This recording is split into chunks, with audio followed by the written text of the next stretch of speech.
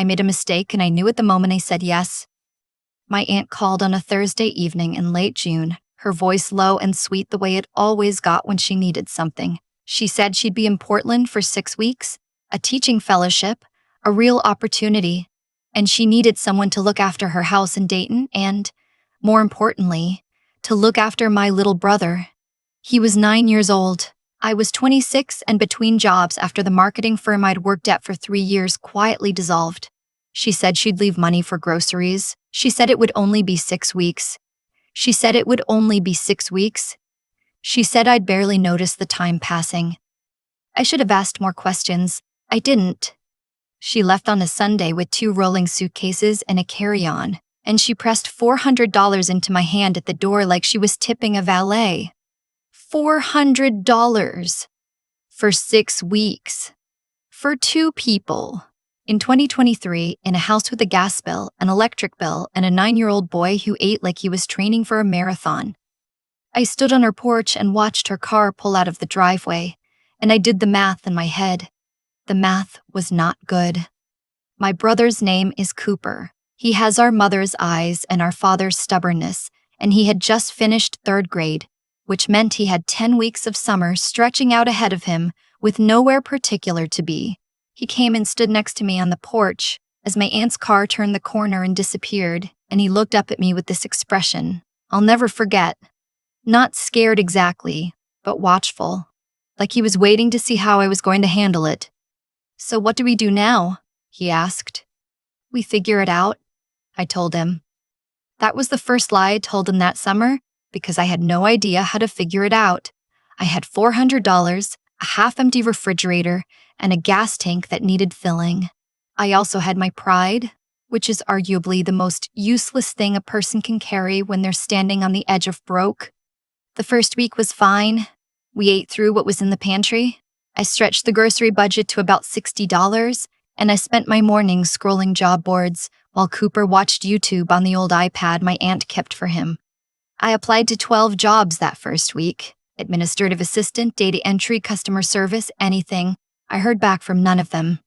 By the second week, the tone of things had shifted. I was rationing without calling it rationing. I was buying the store brand version of everything, cutting coupons from the Sunday circular like my grandmother used to, cooking big pots of things that stretched over multiple days, pasta with whatever was on sale, bean soup, rice and frozen vegetables. Cooper never complained. He was 9 and he ate what I put in front of him and said thank you every single time, which somehow made the whole thing harder. My aunt called twice in those first 2 weeks. Both calls were brief and bright, full of news about the fellowship and her colleagues in a restaurant she'd found near the campus. She asked how Cooper was doing. I said, fine. She did not ask how I was doing, or whether the money was holding up, or whether I needed anything. I don't know if she assumed everything was fine, or if she simply didn't think to ask. Either way, I didn't tell her. I kept not telling her. That was probably my second mistake. By the middle of week 3, I had $63 left. I remember the exact moment I understood how serious it was.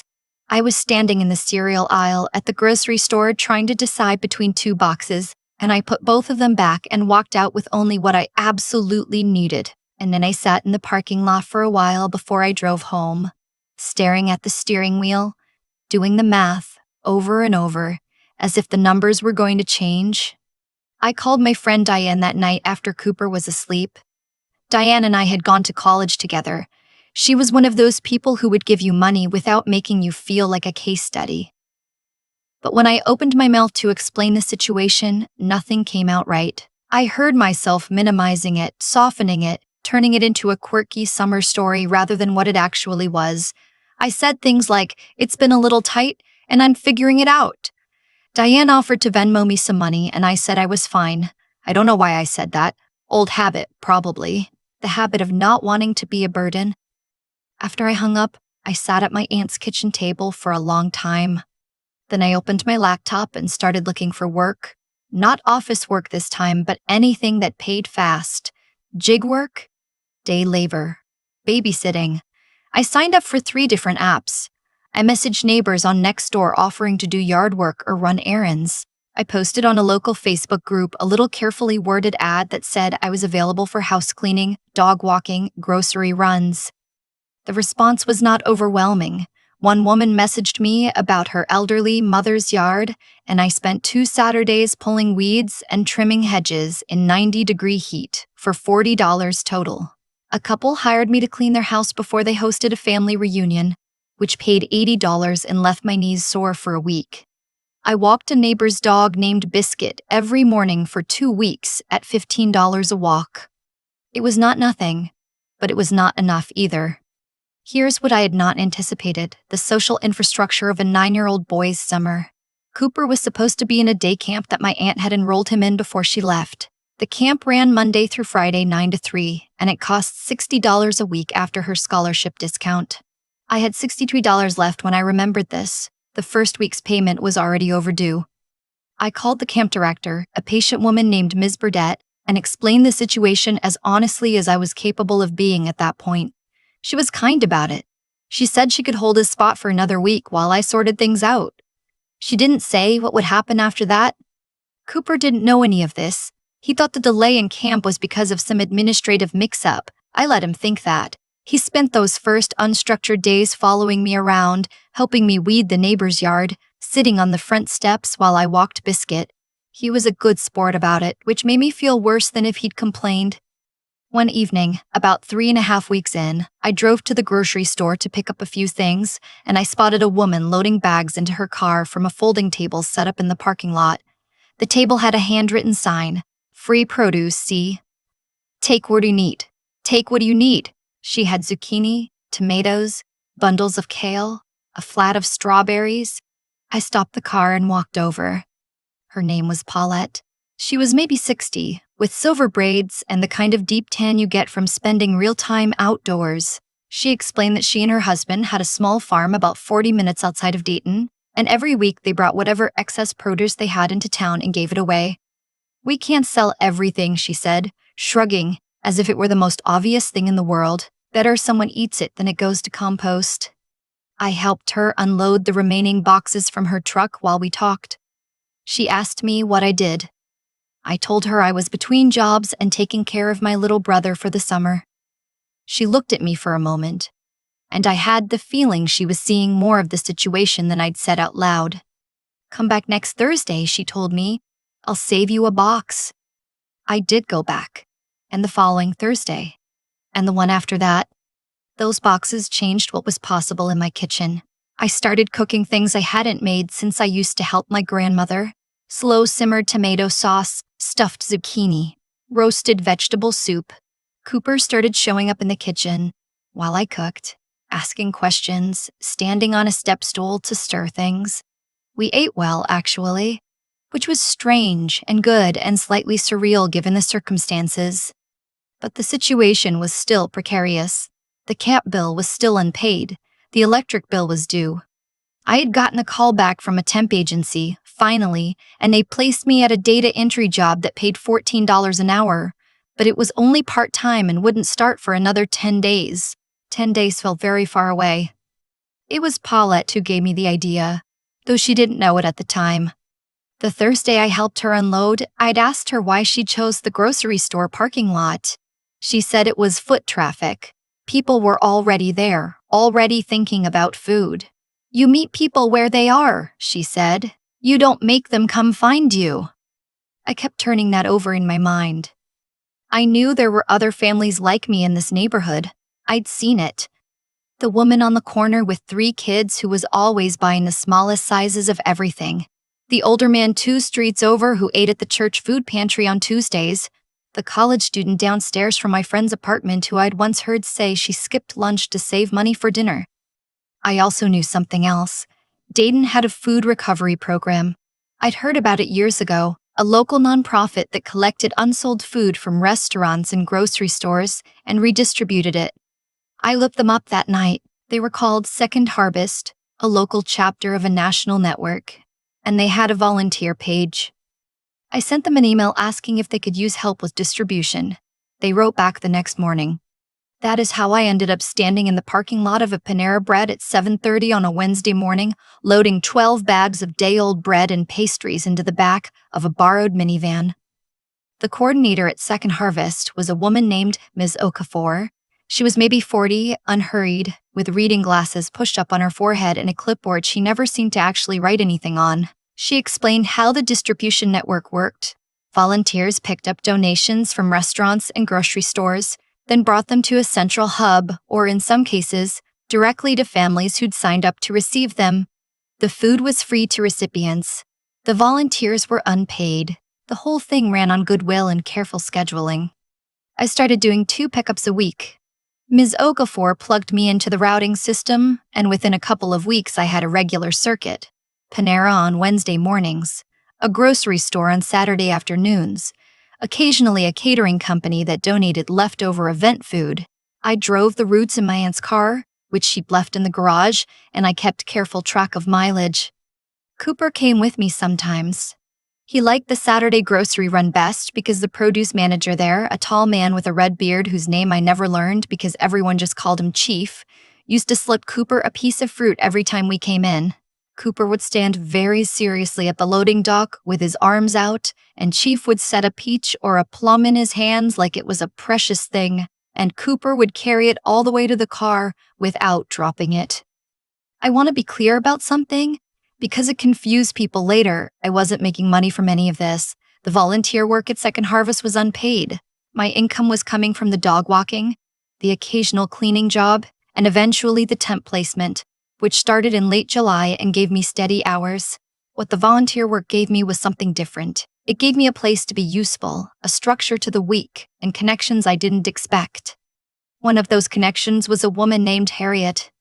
I met Harriet on my 3rd Saturday pickup when I delivered a box of groceries to an apartment building off Salem Avenue. She was in her late 70s, moved slowly, and had a sharp mind that I noticed immediately because she asked me 3 questions in the time it took me to carry the box from my car to her door. She wanted to know how the food recovery network worked, where the food came from, whether the bread was really still good. I answered all 3, honestly, and she nodded like she was filing the answers away. The next Saturday, she was waiting for me by the building entrance. She had a list of 4 other residents in the building who she thought could use a box. She had already asked them if they were interested. She had already gotten their apartment numbers. I went back to Miss Okafor and told her about Harriet. Miss Okafor smiled, not surprised exactly, more like confirmed. That's how it spreads, she said. One person who pays attention. By early August, we had added 2 more buildings to the Saturday route. Harriet had essentially become an unofficial liaison for her building, collecting names, checking in with residents between deliveries, passing along information about other services. I started bringing extra boxes when I could. I learned people's names, their preferences, their small pieces of news. Cooper knew everyone by name too. He'd taken to making little handwritten cards, nothing elaborate, just his name and a drawing, and tucking them into the boxes. Harriet called him her sunshine delivery boy, which made him walk around with his chest puffed out for approximately 3 days straight. The temp job had started by then, and the immediate financial pressure had eased somewhat.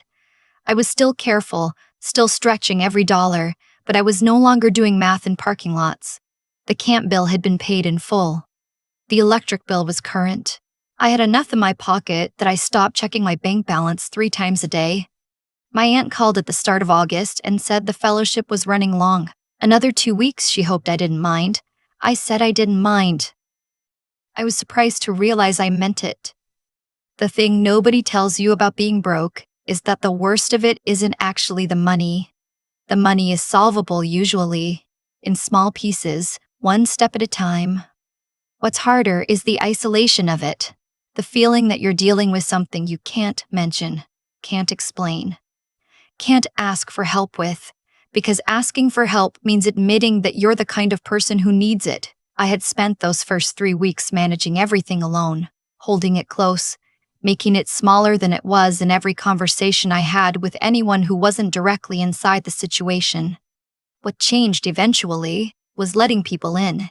Paulette with her boxes of produce, Ms. Okafor with her clipboard and her routing system, Harriet with her list of apartment numbers, even Chief with his peaches at the loading dock. None of them had fixed anything for me. I had still done all of it myself, found the work, driven the routes, paid the bills, but they had made the doing of it feel less like something to be ashamed of and more like something to be part of. My aunt came home on a Wednesday evening in mid-August. Her flight was delayed, so it was past 9 when her rideshare pulled into the driveway. Cooper had already fallen asleep on the couch, and I carried him to his bed before she came in. I didn't want their reunion to be a sleepy blur. She came through the door with both suitcases and the carry-on, and she stopped just inside the kitchen. The kitchen looked different than when she'd left. I had rearranged a few things over the summer, practical adjustments, mostly, but also I'd hung a small corkboard above the counter where I tacked the week's delivery schedule, a note from Ms. Nautz Okafor about a new pickup location, a drawing Cooper had made for Harriet that she'd sent back with a note saying she already had one, and he should keep this one for himself. There was a pot on the stove with the remains of the vegetable soup I'd made from Paulette's tomatoes. My aunt set down her bags and stood very still looking at all of it. "Tell me what happened," she said. It wasn't accusatory. It was the voice she used when she already knew the answer wasn't simple. I told her. All of it, in order. The math I'd done on the porch the day she left. The $63, the weeding and the dog walking and Ms. Burdett and the overdue camp bill. Paulette and her Thursday produce table. Ms. Okafor and the roots, Harriet and her list. My aunt listened without interrupting, which is unusual for her. When I finished, she was quiet for a long moment. "Why didn't you call me?" she asked. I thought about that before I answered. "Because I thought I was supposed to handle it," I said, and then because I was handling it. And then I didn't know how to explain that I'd been handling it without making you feel bad, and I didn't want to make you feel bad, and I didn't want to make you feel bad when it was already mostly okay. She pressed her hand over her mouth for a second, then dropped it. "I gave you $400 for 6 weeks, she said, "for 2 people. "I know." She looked at the corkboard again, at the schedule, the drawing, the note from Harriet. "You built something," she said. It wasn't quite a question. "It was already there," I said. "I just drove the route." She cried a little then, which startled me because she is not a person who cries often or easily. She pulled me in and held on, and I felt something loosen in my chest that I hadn't fully realized was tight. Cooper appeared in the kitchen doorway in his pajamas, rubbing his eyes, drawn by the sound of voices. He looked at his aunt, then at me, then at the soup on the stove, assessing the situation the way only children who have paid close attention all summer can. "She's back," he said. "She's back," I said. He walked over and let her hug him, and then he looked up at her with the most matter-of-fact expression on his face and said, "We were okay, you know. We had a lot of soup." My aunt laughed, this surprised, full laugh, and it was the best sound I'd heard all summer. She made things right afterward, financially. She was genuinely horrified by the math and said so several times. But that's not really the part that stayed with me. What stayed was the summer itself, the shape of it. How it had started as a shortage and turned into something I hadn't known to want. How a folding table in a parking lot and a clipboard and a 9-year-old's handmade cards had added up to a community I hadn't had before and didn't want to lose. I still do the Saturday route. Cooper is in 4th grade now and he still draws the cards, though lately they've gotten more elaborate. He added a cartoon version of Chief, which Chief himself has seen and declared a masterpiece. Harriet celebrated her 80th birthday in September, and the whole building made her a cake, and Cooper carried it up from the car with his arms out the same way he carries the peaches, slow and careful, like it was something precious. Which I suppose it was. I learned something that summer that I keep coming back to. The hardest thing isn't the shortage itself. It's the story you tell yourself about what the shortage means, about who you are because you're in it, about whether you deserve help, about whether asking makes you less. I had carried that story quietly for weeks before I let it go, and when I finally did, I found out that most people, when you're honest with them, don't think less of you for needing things. They just pull up a corkboard and hand you a peach, I think about that Thursday morning in the parking lot more than I probably should.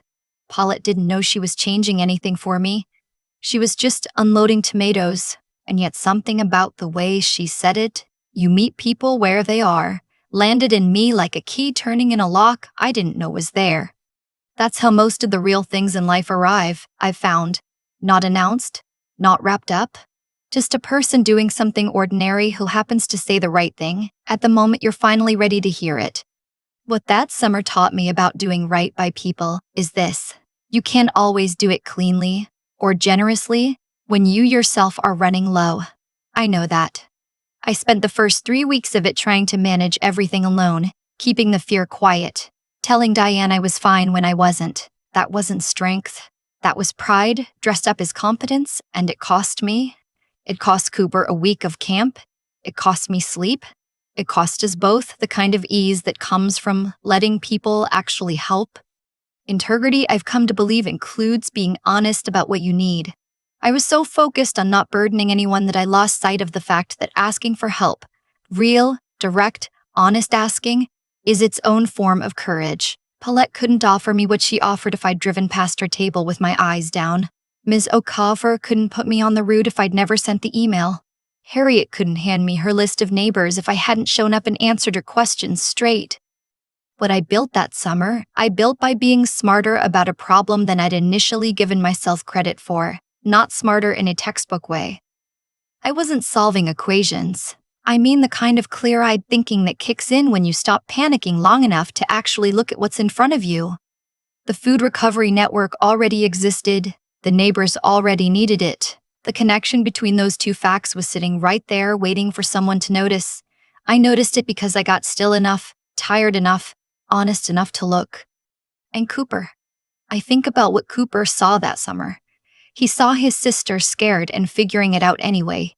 He saw that you can walk into a stranger's building with a box of groceries and come out with someone's name, someone's birthday, someone's story. He carried those cards to the door with his arms out because he understood, at 9 years old, that the thing in his hands mattered to the person waiting on the other side. I didn't teach him that. I just didn't hide it from him. That's the part I want to hold on to most. Not the bills getting paid or the route expanding or my aunt coming home and crying in her kitchen. Those things were real and they mattered, but what mattered more was finding out, slowly, the hard way, through $63 and a borrowed minivan and a woman named Harriet with a list, that I was the kind of person who keeps going. Not because the circumstances made it easy, because I decided over and over, in parking lots and at loading docks and at a kitchen table at midnight, that I was going to keep going anyway. Rock bottom isn't an ending. It's just the place where you find out what you're actually made of.